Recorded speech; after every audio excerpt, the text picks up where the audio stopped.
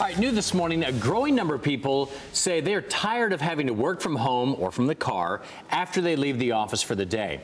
And now some of them are suing their employers.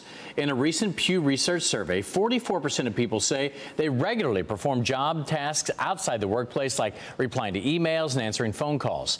35% say it increases the number of hours they work. So now more people are filing lawsuits saying those late night emails actually count as overtime. We got our power panel in this morning. Ryan Morgan is an attorney who specializes in overtime claims. And of course, we got Dr. Mimi Hull, a psychologist who specializes in workplace issues. Ryan, I want to start with you.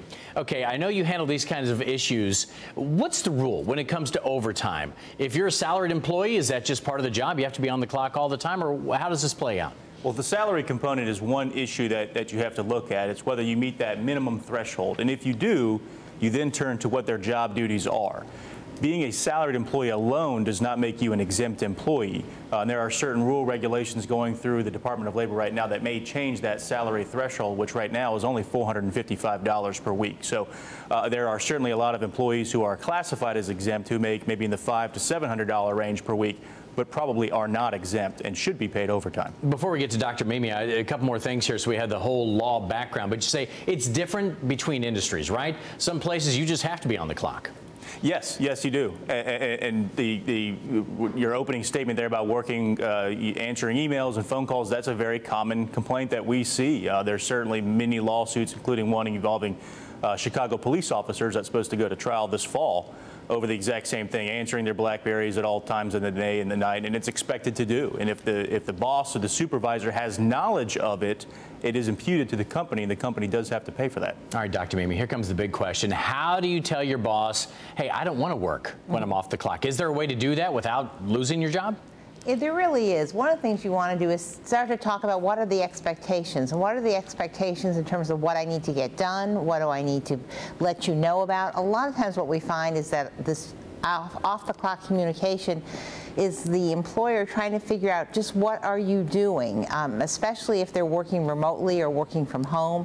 So that need to communicate what are the expectations and how can we both be appropriate in terms of meeting those expectations and setting those expectations. You know, Dr. Mimi, though, I'm sure a lot of people think if I tell my boss I don't want to do this, he'll say, fine, you don't have to do it. We'll find somebody who can. Do you hear that a lot? There are some situations exactly like that, but a lot of bosses are really valuing their employees more and are saying, okay, you've got value for us, and therefore we're going to work together to see how we can make this work. And letting people know that you can get the job done within the 40 hours really is going to be an important issue. All right, back to our attorney. How do you know when you might want to pursue this a little bit further? Well, what you look at is first you have to look at, are they working overtime hours? And then you have to look at whether they're an exempt or a non-exempt employee. This happens to non-exempt employees as well, who actually do get paid overtime, where the companies want to limit overtime because obviously it's very expensive. And they'll say, here's all your job duties, but you have to do them in a 40-hour week, but you also have to get all these job duties done. And it may set an unrealistic expectation of what they have to do. And so it's kind of, if you report the overtime, you get in trouble. If you don't finish your job duties, you get in trouble. So what choice do you really have? You know, Ryan, legal standpoint of the question we asked Dr. Mimi there, what if the boss says, okay, you don't want to do it, I'll find somebody who can. Can a boss do that? Yes, as long as they're paying the overtime. That is also a perfectly acceptable and legal response, is if somebody is working off the clock, you can write them up and you can fire them. You just have to pay them for the work that they did perform. And that does happen, and I understand from a business perspective that needs to happen, that some employees don't work faster than others. Dr. Mimi, sum it up for us. What should you do if you find yourself in this position where you feel like you're constantly on the clock? I think one of the things you want to do is talk to your boss and say, these are all the things that are on my plate. Let's set some priorities. What do you want done first?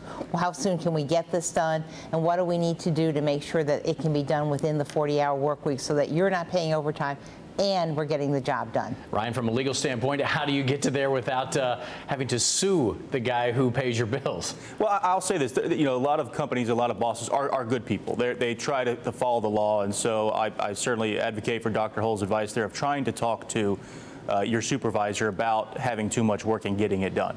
If it results in your termination or something else or some sort of backlash, you now also have a potential retaliation claim.